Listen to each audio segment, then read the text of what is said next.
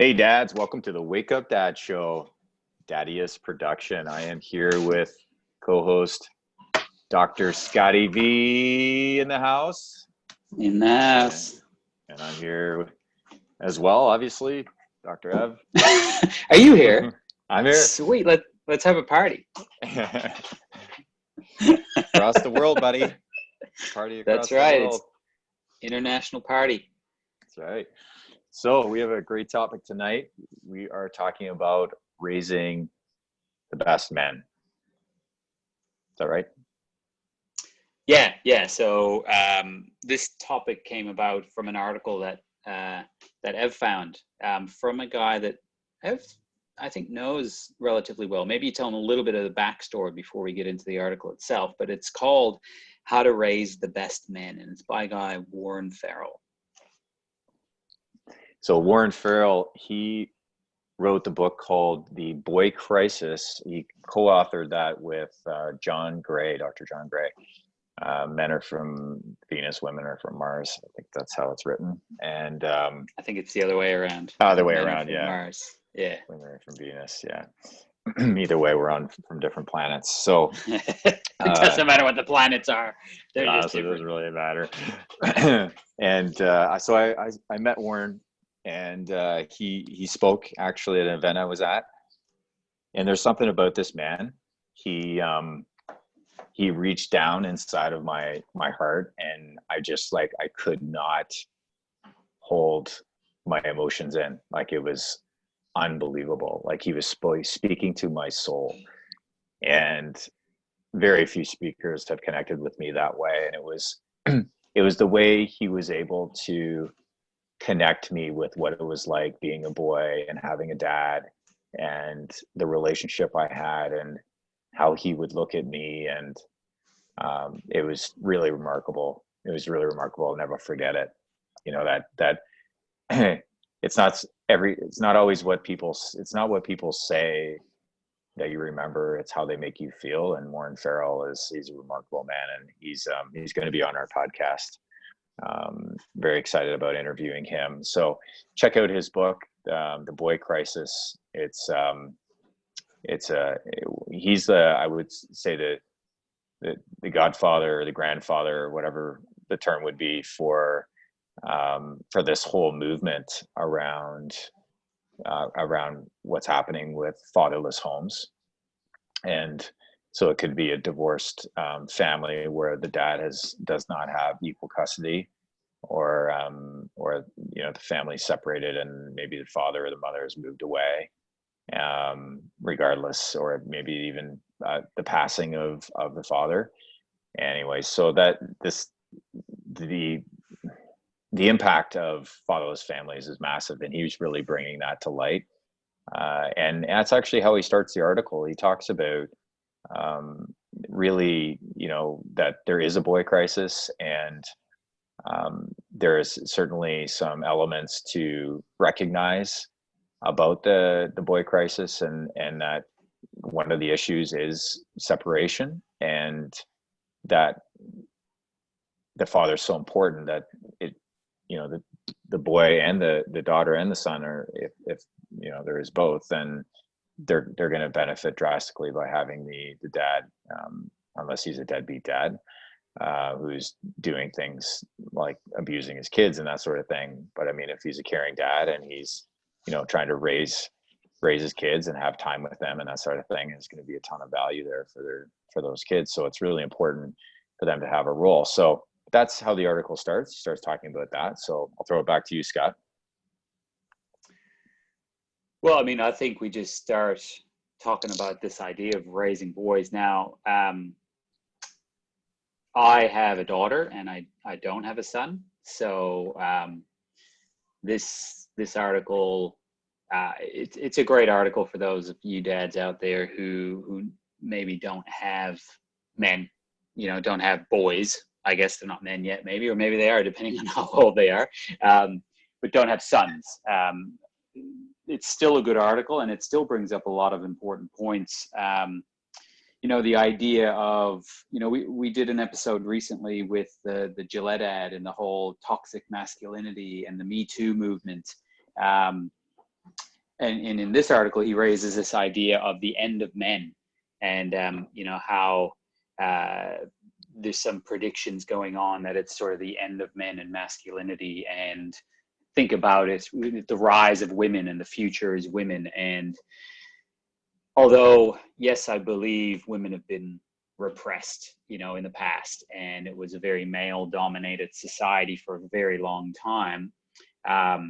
Certain things and certain reasons for that happening were really important for us as men. And I think we've gone too far in the opposite way, and we've lost what it is to be a man. And so a lot of boys are growing up, especially in today's world, where, as an example, even say 1, 2, 3 generations ago, we grew up in our developed countries, I'll call it, with war, the world wars and stuff, where there was that's a defined thing of being a man for the most part, going to war, fighting for your country, and fighting for those rights and liberties that we have today. But that's not really happening in today's world. And so we're starting to lose, quote unquote, what it's like to be a man, what it's like to be masculine without being too masculine, right? So don't be toxically masculine, but don't be a wimp.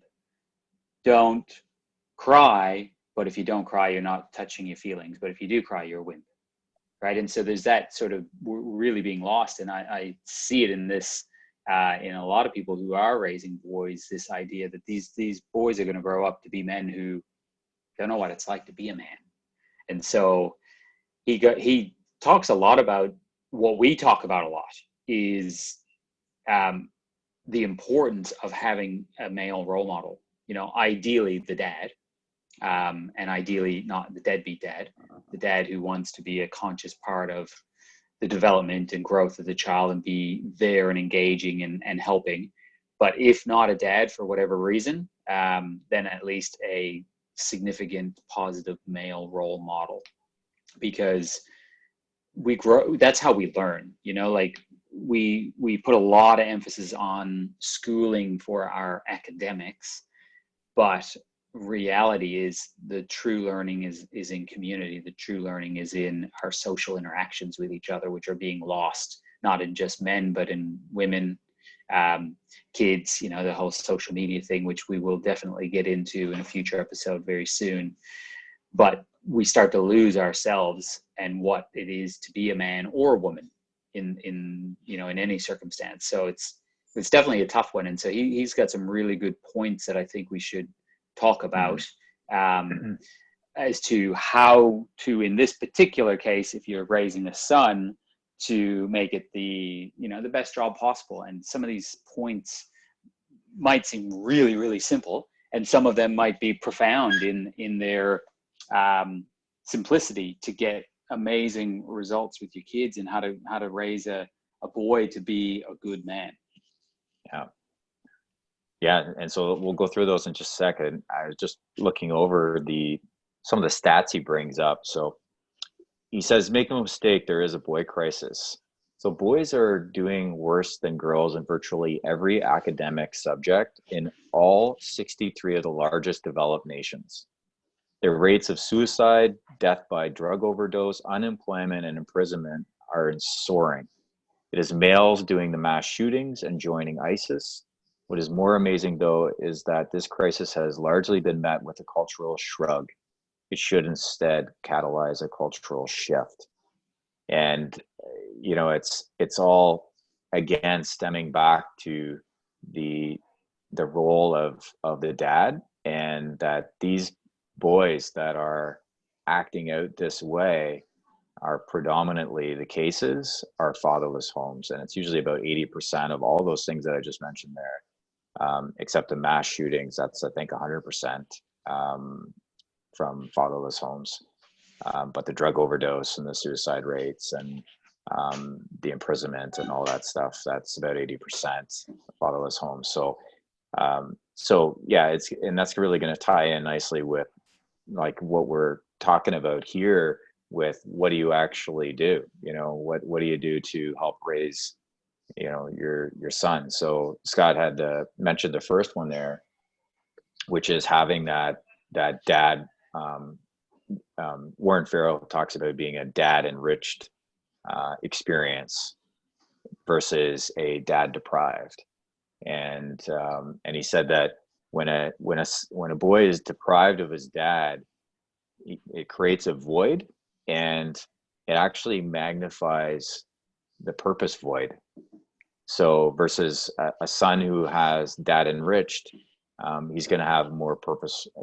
His purpose is going to be magnified, and the any purpose void is not going to be magnified the same. So that's key, to have your son, growing up with purpose, a sense of purpose.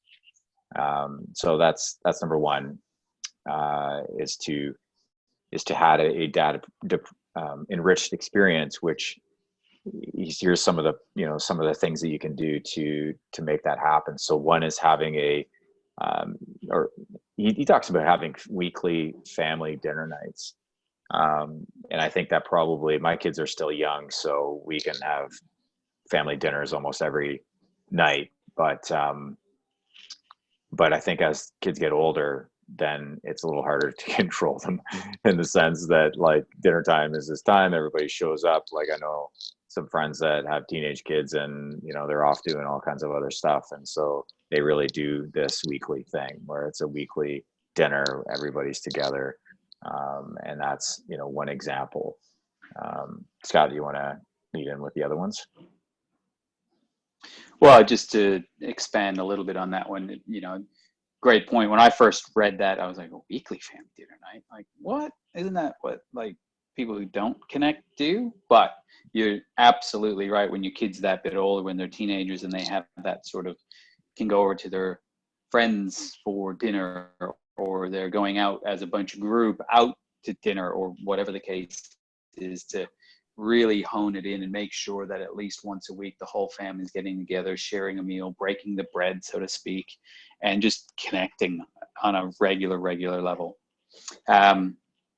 Another point he brings up is knowing the difference between training your son for heroic intelligence, which is training for a short life. Again, a prime example, I mentioned a little bit about that earlier, is say going to war, right? That's heroic, but it's likely going to decrease your lifespan significantly.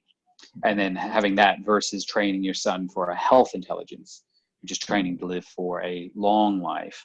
So, taking risks is definitely a part of growing up. And again, the difference, I think smaller kids don't necessarily take many risks, or less so risks, whereas in the teenage brain during puberty in particular, there's a part of the brain that develops that allows them to, well, not allows them, I guess, but develops in the way that they want to be higher risk takers. So it actually is a part of physiological development during that phase, adolescence, where there will be more risk taking. But just making sure that you're teaching, in particular your son, thinking about the whole, hey, I think riding off the roof on my bike and trying to land in the pool that's 12 meters away, I think that's a great idea. That'd be a great YouTube film, right?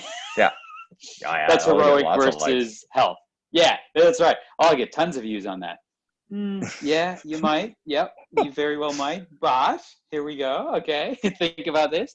So, just common sense, I think, because realizing that taking those risks is a part of the development of children, and in particular male children, and then sort of talking to them about that, helping them to understand it in a way that they can get it, and allowing them to take risks in certain things that are much less detrimental if the risk goes wrong, but giving them that space to be able to learn about it. Yeah, I mean, you actually look at a lot of the male-dominated careers, and a lot of them are in that heroic sphere. So, like firefighting and policemen, lumber industry, building high-rise buildings, extremely, construction, extremely dangerous. Yeah, it's one of those things. It's it's not really talked about, but yeah, it's super important to educate them on the difference, between the two. Next point. So model for your son how to handle personal criticism without becoming defensive. This is so important. Like my son was really sensitive, and he's still sensitive, but I think he's learned a lot from this, and I did this just organically. It wasn't something that I had like premeditated, but I just started making fun of myself, and and just being like, yeah, whatever, like, oh, you say that about me, okay, yeah, oh, okay, it's like, that's your opinion, and yeah, okay. And I wouldn't, I'd show him how I would respond to somebody, that would be criticizing me, and and just how to, you know, let somebody's words, like, somebody can hurt us with their words if we let them. And that's really what I'm teaching him, is, how my response is really what dictates what happens with my physiology, and I get to control my physiology with how I choose to respond. That's under my control, and that's what he's really showing us. And I think it's important um, for our sons to have that lesson from us, and that's, again, another dad enriched experience. Yeah, and I think just getting back to the whole idea is, kids will do what you do, not what you say, right? So you really do need to model these behaviors, and kids need to see you in these circumstances and how you react, instead of just telling them, don't be so defensive. Yeah. Right. They really have to see it over and over again, and then realize that it's okay to do that. And it's, can be a masculine thing to get defensive and get your back up about certain things. That could be a masculine trait, but just being aware of that. And it was in a post in the Daddiest group. I think it was last week, things that, once you had a kid, what did you learn, or something? And, a response was about, instead of me teaching the kids are really teaching me. And I think this is where it comes back to learning how to be the best dad possible, is really through experience, and realizing that what you do has such a huge impact on your child's, how they're going to grow up and how they're going to be. And so by doing things the way that, are supposed to be done, or that you think is the best way, is going to be the best approach, rather than trying to teach the kids by telling them how to do it. Mm-hmm. Yeah, absolutely. Another point he brings up is, we mentioned it briefly earlier about the idea of, if the dad cannot be involved, to have great, strong role models. He mentions Cub Scouts or faith-based leaders, but who cares where it's from? It really doesn't matter exactly where that male model can come from, but just making sure that, in particular, your son, but we'll probably do an episode a little bit later on about the relationship between a dad and a daughter, and the effects there. It's another huge one. Don't think it's just dad and son and mother and daughter. The cross reaction is a huge indication of how the kids are going to do later on in life as well. But yeah, making sure that there is a strong male role model. And one of the final points he brings up is the idea of, getting your kid involved in sports. And he mentions a few different sports, an individual sport, a team sport, and a pickup team sport. And he doesn't go into any details about why all three, but straight away I think of reasons why, right? In the individual sport, it's about individual tenacity and, working for yourself and seeing those goals achieved and knowing that you did it, right? Nobody else in an individual sport has done it but you. Obviously, being in a team sport is about the teamwork and about getting things done as a group. But the pickup team sport is really interesting, because I think can teach fun even better, right? Because as a pickup sport, there's no real necessarily like winner loser kind of championship level type stuff. It's just a pickup game. You're just there to have fun. You still work as a team, but not as a team that you play with all the time. So it teaches adaptation. It teaches skills to be able to adapt quickly to new players on a certain team and to just have fun. Whereas in team and individual sports, it can become super competitive, which is okay, but just brings a different aspect to it. So I think that's a really cool idea to get your kids involved in different types of sports for those reasons. Yeah, I like that. So the points that we just came up with, that's 11 years of research in what he has found to really raise a son with a much better chance of them being the best they can be. And which really means that our daughters are going to be able to find boys who are worthy of their love. And, our sons will also, be met with, women that are really going to be respecting them. So, quality women that are respecting those best attributes of masculinity. And that's really, straight from his article. So I like to, leave with that. And there's really one thing that stuck out with Warren Farrell. He talked about the Me Too movement quite a bit. And, and our sons growing up in this world right now where they're really under attack, like men are really under attack. And there's a spotlight on our behaviors, and there's words like toxic masculinity, and there's questions as to like, is this appropriate, not appropriate, when do you it's just a lot of this going on. And there's something that he said, and I think for the longest time, is